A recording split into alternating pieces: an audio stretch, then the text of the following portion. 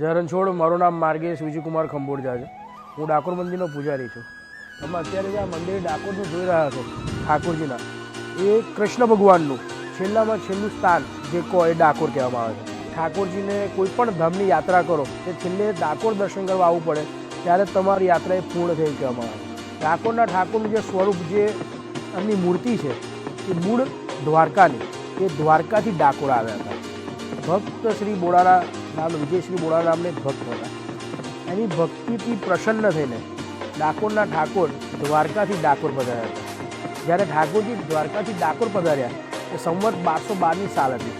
સંવત 1212માં કારતક સુદ પૂર્ણિમાના દિવસે ઠાકોરજી દ્વારકાથી ડાકોર પધાર્યા હતા. એવું કહેવામાં આવે છે કે ભક્તની ભક્તિથી પ્રસન્ન થઈને ઠાકોરજી ડાકોરમાં આવ્યા હતા. બીજા અર્થમાં એવું કહી શકાય કે તમે જે અત્યારે આ શિખર જોઈ રહ્યા છો ઠાકોરજી, એ પહેલાંના સમયમાં જ્યારે મુગલ સામ્રાજ્ય હતું, એ મુગલ સામ્રાજ્યની અંદર જે હુમલાઓ મંદિરો ઉપર થયા, એ હુમલાથી બચવા માટે ગાયકવાડ સરકારે, જે આ જગ્યા છે ગાયકવાડ સરકારે આપી હતી, ગાયકવાડ સરકારે મંદિરનું નિર્માણ કરાવ્યું હતું.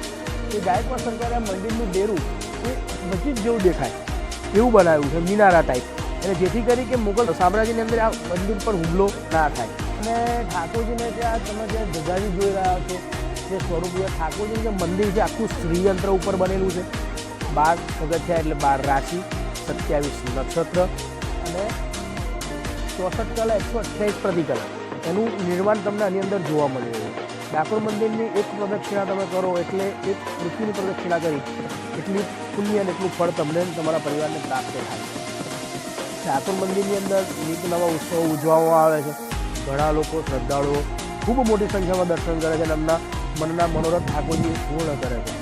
જેમ કે ડાકોરની અંદર પૂર્ણિમાનો પણ બહુ મોટો મહત્ત્વ છે. ઠાકોરજી પૂનમના દિવસે આગળ આવ્યા હતા. 14ના રાતે દ્વારકાથી નીકળીને પૂનમના દિવસે ડાકોર આવે, એટલે ડાકોરની અંદર પૂર્ણિમાનું મહત્ત્વ વધારે છે. ઘણા ભક્તો જે હોય છે પૂર્ણિમાના બાધા માનતા હોય છે કે પૂર્ણિમા કરવાથી આપણા મનના દરેક મનોરથ ઠાકોરજી અવશ્ય અવશ્ય પૂર્ણ કરે છે. આ ઠાકોરના મંદિરમાં જે કંઈ પણ મનની મનોકામના લઈને આવતા હો, પૂર્ણિમાના દિવસે દર્શન કરવાથી આખા મહિનાનું ફળ તમને પ્રાપ્ત થાય છે.